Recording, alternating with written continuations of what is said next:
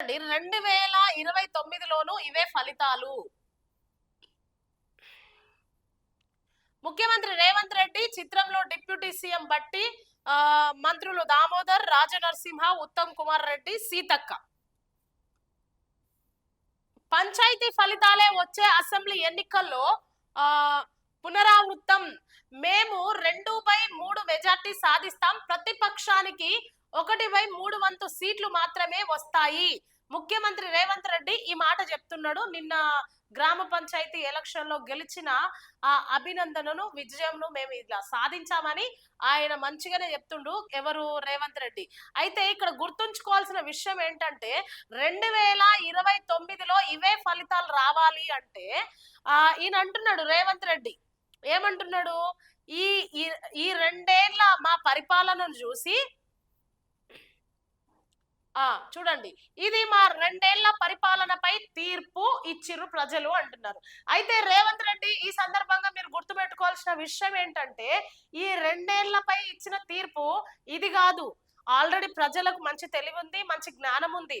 ప్రజలు ఏమనుకుంటున్నారంటే అధికారంలో ఉంది కాబట్టి మిమ్మల్ని గెలిపించిండ్రు. అది గుర్తుపెట్టుకోండి. ఇంకొక విషయం కూడా మీరు గుర్తుపెట్టుకోవాల్సిన విషయం ఏంటంటే ఆల్రెడీ అయిపోయిన దాని గురించి మాట్లాడకుండా ఇంకా మిగిలిన ఈ 3 సంవత్సరాలు మీరు ఎలా ప్రజలపై తీర్పియాలి, ప్రజలను ఎలా పరిపాలించాలి, ప్రజలను ఎలా ఆకట్టుకోవాలి, మీరిచ్చిన ఆ పథకాలు ఏవైతే ఉన్నాయో అవి నెరవేరుస్తున్నారా? అయితే మీకు ఇప్పుడే గేమ్ స్టార్ట్ అయింది. ఇది కూడా గుర్తుపెట్టుకోవాలి మీరు. ఈ 2 ఏళ్ల పాలనపై మాకు తీర్పు వచ్చిందని అనుకోవడం మూర్ఖత్వం. ఇక మిగిలిన భవిష్యత్తుపై మీకు తీర్పు వచ్చింది. మీ గేమ్ ఇప్పుడే అసలైన గేమ్ స్టార్ట్ అయింది.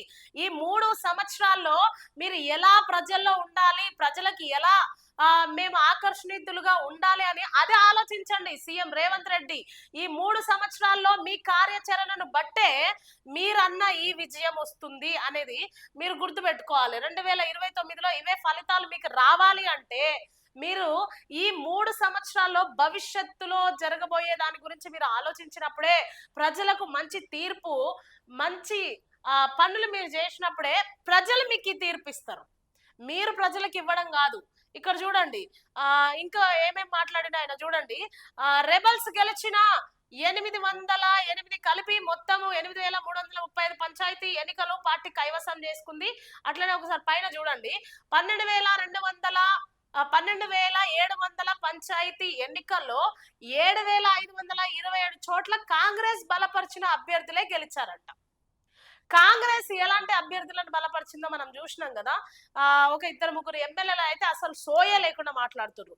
మీరు ఇతర పార్టీలకు వేస్తే నేను చచ్చినంత ఒట్టు అని, లేకపోతే ఇంకొక ఆయన అంటాడు వేరే పార్టీలో గెలిస్తే ఎమ్మెల్యే సహాయ నిధికి రావాలి కాబట్టి, ఎమ్మెల్యే దగ్గరికి రావాలి కాబట్టి వస్తే ఆ ఎమ్మెల్యే సస్తాడు, ఆ సర్పంచ్ చస్తాడు.